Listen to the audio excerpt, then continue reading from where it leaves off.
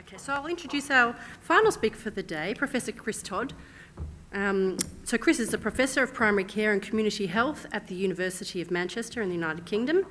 Chris was Director of the Profane Group, if you heard of them, the Prevention of Falls Network Europe, and led the team that developed the FESI. He now directs Profound, the EC-funded Prevention of Falls Network for dissemination. Chris is currently on sabbatical for 6 months, visiting us at Neura here in Sydney, and after spending 6 months in Germany, seems like you're chasing an eternal summer. Welcome, Chris. Thank you. Thanks very much. Thank you. Yeah, chasing the eternal summer. Is it 3 summers in a row with any luck?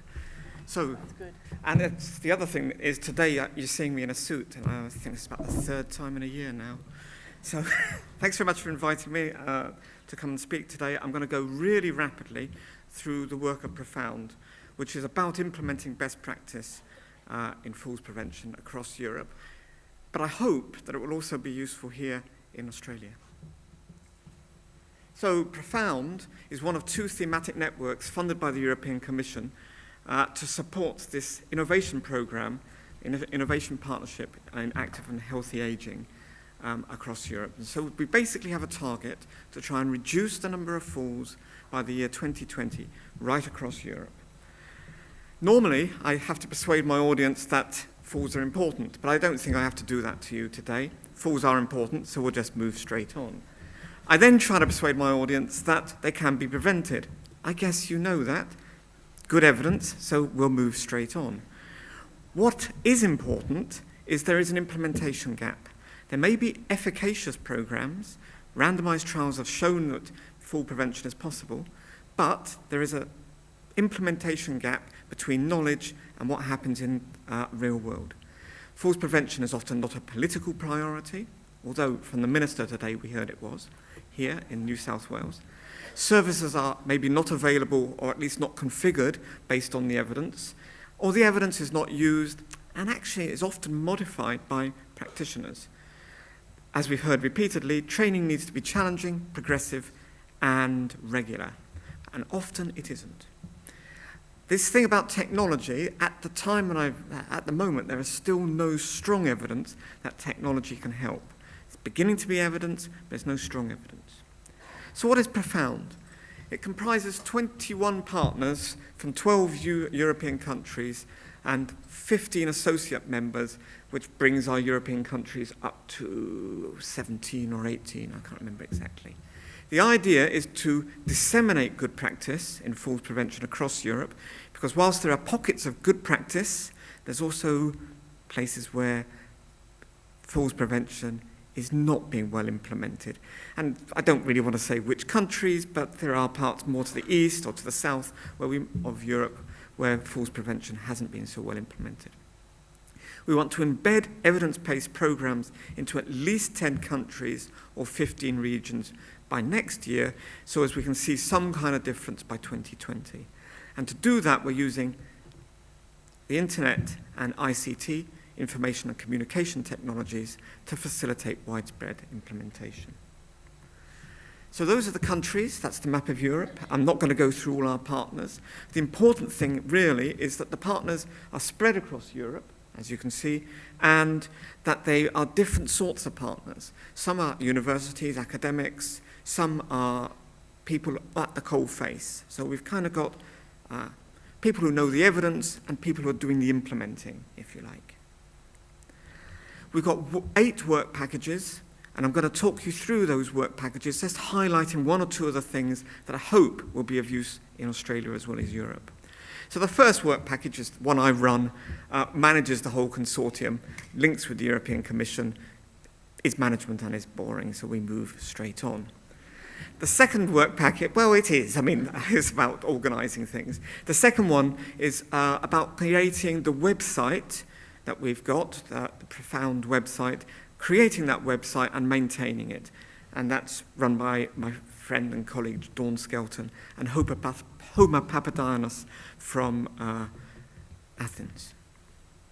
And they've created a website. This was version 1 that many of you may have seen.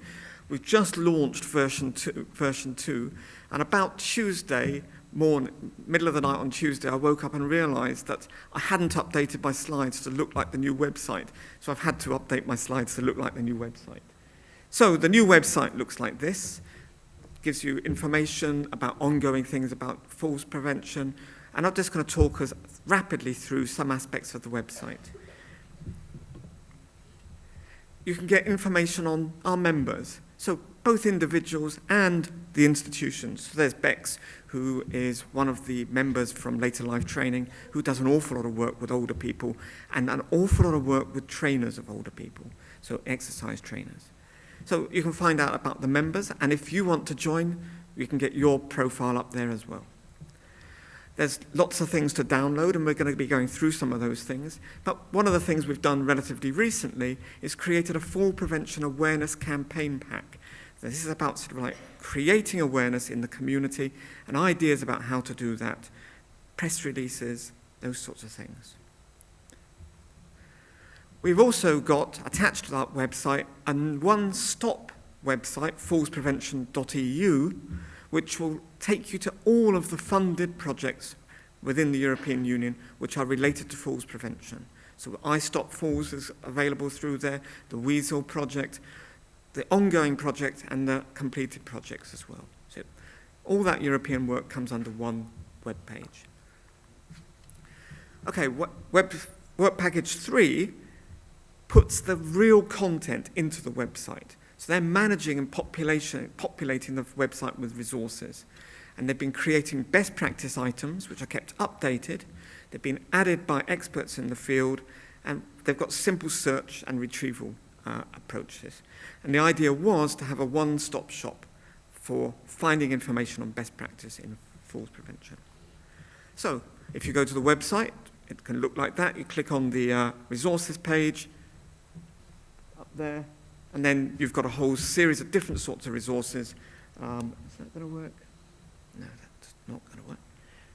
Neither's that. Okay, so you've got things on best practice, patient information, and related to that website. Oh, thanks very much. And then policy and videos and leaflets. So we've done our best to organize the material in different ways. Click on resources, and you'll find there's a collation of best practice resources, things like our leaflets, and we're going to come and have a look at those.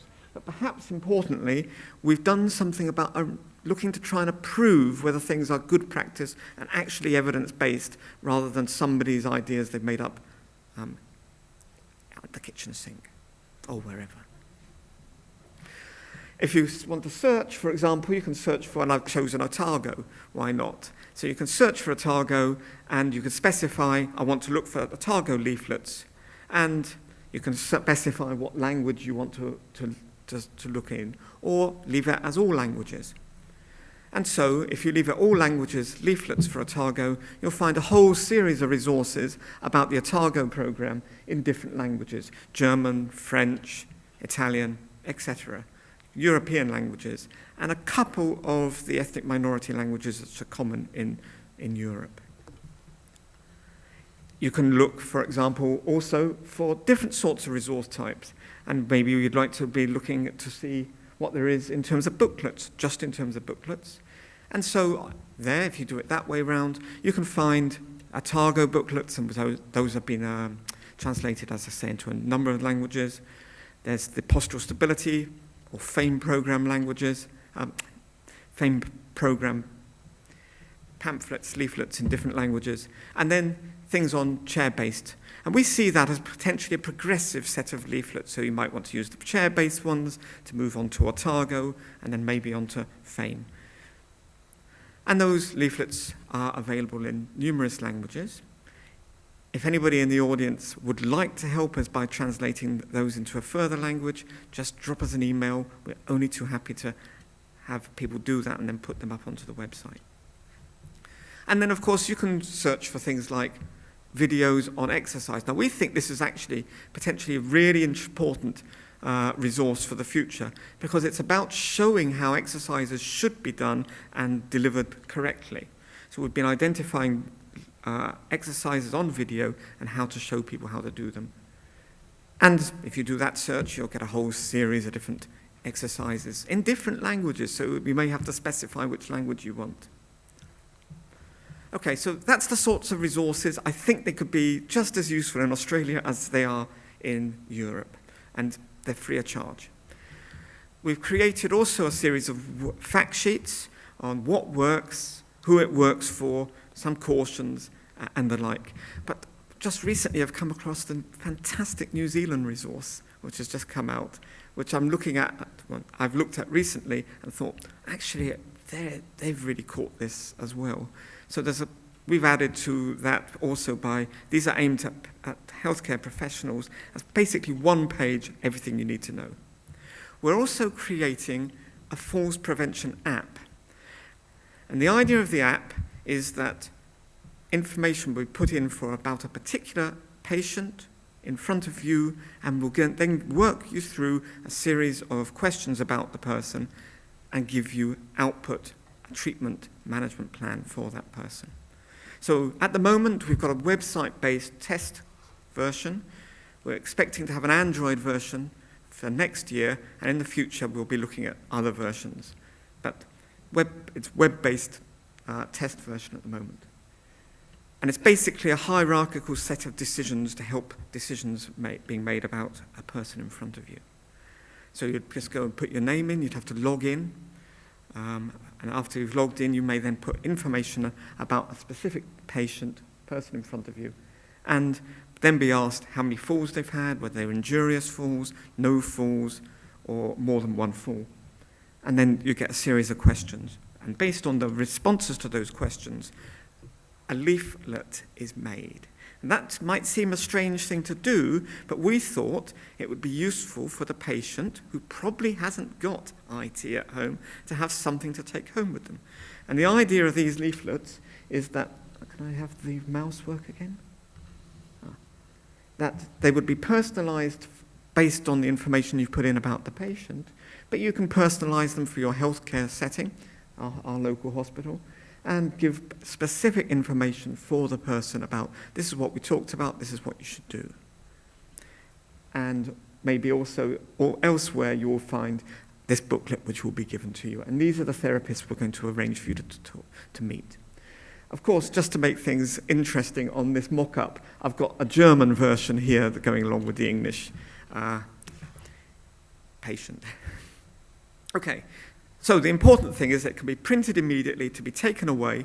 It will be tailored evidence-based management plan for that particular patient and bespoke for each setting. There's no point us saying, right, you should do a FAME program if the FAME program is not available in your area. So one of the things that the bespoke part of it makes it only for the things that you've got available in your area. The next part is cascade training of exercise trainers. So what we're doing is training a cadre of the future strength and balance instructors across Europe. So whilst strength and balance training was available in the UK, all over other parts of Europe it's not available. And then we follow up that training with accreditation. This is probably something you're all very familiar with, cascade training, train trainers, then those trainers will then train older people themselves, and that they will be accredited both in terms of Otago and in terms of the FAME PSI program. So that's a series of practical workshops, and we've been running those workshops now in Germany, Trondheim in Norway, Athens, Greece, Umeå up in Sweden, and we've still got some more to do across Europe. So we're building up a whole cadre of people across Europe, 44 trainers to date in 19 regions, and with a few more regions to come within the next couple of months, so that we will be able to deliver things directly to older people in the coming months. So that's our cascade trainers across Europe.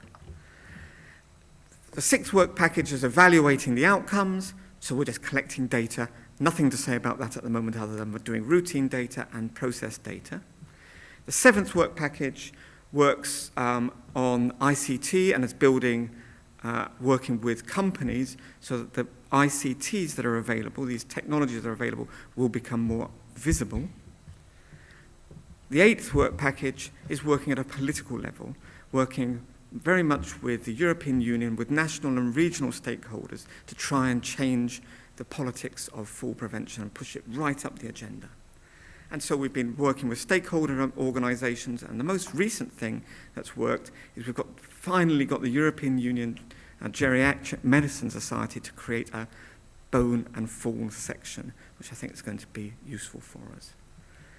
Okay, so that was the quick run through everything that Profound's been doing over the last few years.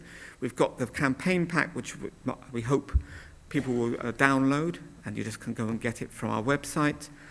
We've got a forthcoming conference, the European Falls Festival, next March. A number of well-known speakers will be there in Stuttgart, 24th, 25th of March. Everyone's invited to come. And that's my overview. Profound aims to bring about real change in falls prevention by promoting evidence-based practice, ultimately to give the older people and their families real change.